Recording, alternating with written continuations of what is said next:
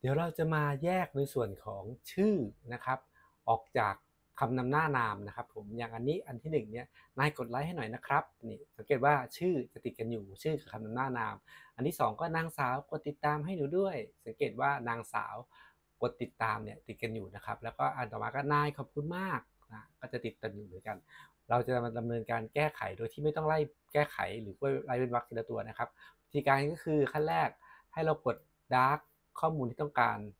คุมข้อมูลที่ต้องการแก้ไขนะครับผมเลือกคำว่าค้นหานะครับผมเลือกคำว่าแทนที่นะครับอันแรกค่ะเราเปลี่ยนที่เราเริ่มที่นายก่อนนะครับนายนะครับแล้วก็พิมพ์คำว่านายลงไปนายแล้วกด space bar 1ทีเพื่อเว้นวรรคนะครับผมแล้วก็กดแทนที่ทั้งหมดฟึบมานะครับจะขึ้นมาบอกว่าเสร็จเรียบร้อยแล้วจำนวน15ตำแหน่งนะครับผมสังเกตว่าคำว่านายเนี่ยจะมีการ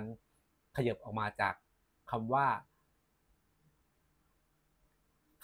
สังเกตว่าคำว่านายเนี่ยจะขยับออกมาจากชื่อเรียบร้อยแล้วอันต่อไปจะเป็นคำว่านางนะครับผมนาง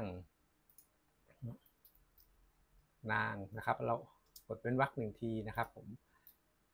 นางกดเป็นวรรคหนึ่งทีนะครับแล้วก็กดแทนที่ทั้งหมดปั๊บมันจะบอกเขาจะแจ้งเตือนขึ้นมาว่าทำเรียบร้อยแล้วแทนที่ทั้งหมด19ตำแหน่งสิ่งที่เกิดขึ้นคืออะไรจะเห็นไหมครับว่าคำว่านางสาวก็จะได้รับผลกระทบไปด้วยเพราะจะแต่นางก็จะแยกออกจากสาวเรียบร้อยนะครับเพราะฉะนั้นวิธีแก้ก็คือคำว่านางเราค้นหาคำว่านางเว้นวรรคสาวนะครับผมสาวนะครับแล้วให้แก้ไขด้วยคำว่านาง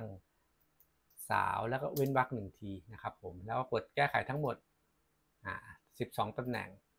เดี๋ยวนะครับตอนนี้ข้อมูลของเราก็ถูกเราก็ปิดไปนะครับข้อมูลของเราก็ถูกแก้ไขและถูกจัดเรียงในตำแหน่งที่ถูกต้องเรียบร้อยแล้ว